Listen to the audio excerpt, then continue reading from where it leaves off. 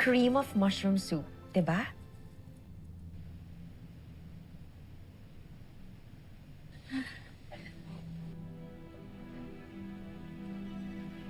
Yes, Mami. Nakakamiss po pala, no? Di ba po naaalala niyo, tuwing may sakit po ako, yan po yung binibigay niyo sa akin. You're always there for me. Ikaw lang talaga tong hindi nakaka-appreciate. Palibhasa kasi. May iba ka ng mahal. May Nanay Emma ka na. Mami, hindi po totoo yan. Actually nga po, na-guilty po ako nung natikman ko po ulit yung soup eh. Naalala ko po lahat ng happy memories natin together. I miss you so much, Mommy.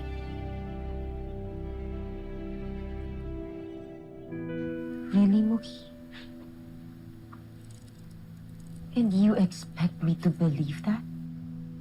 Eh, kanina lang. Puro Nanay Emma yung lumalabas sa bibig mo. Paulit-ulit mong sinabi sa akin na sa kanya ka lang nakaranas maging masaya. At ako naman ang dahilan kung bakit naging miserable ang buhay mo. Mami, ginawa ko lang naman po yun para magselos kayo eh. Kasi po, pakiramdam ko po, hindi niyo na po ako mahal. What? What makes you think na hindi kita mahal? Kasi po, sinasaktan niyo po ako. Pero, Mami, believe me, mahal ko po kayo. Sana nga po bumalik na po tayo sa dati. Yung tayong dalawa lang. Yung walang Emma na nanggugulo sa atin. Opo. Alam niyo, Mami, nung nakila Nay Emma ako, na-realize ko na ayoko po pala dun. Madumi, masikip, hindi malambot yung kama, walang aircon.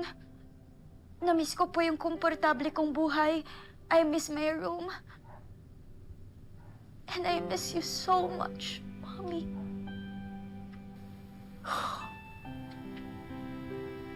Mookie.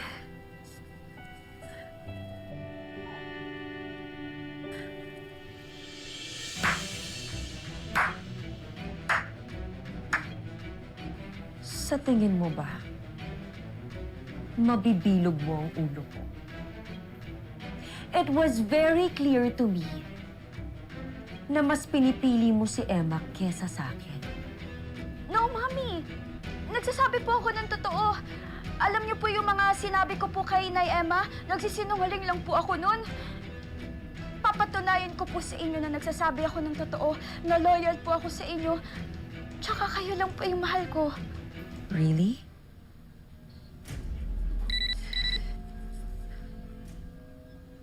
Oh, right on time. Nag-text ang ninang Astrid mo. Nandun na daw yung mga bodyguards who will take care of your Nanay Emma and Tita Jane. Po?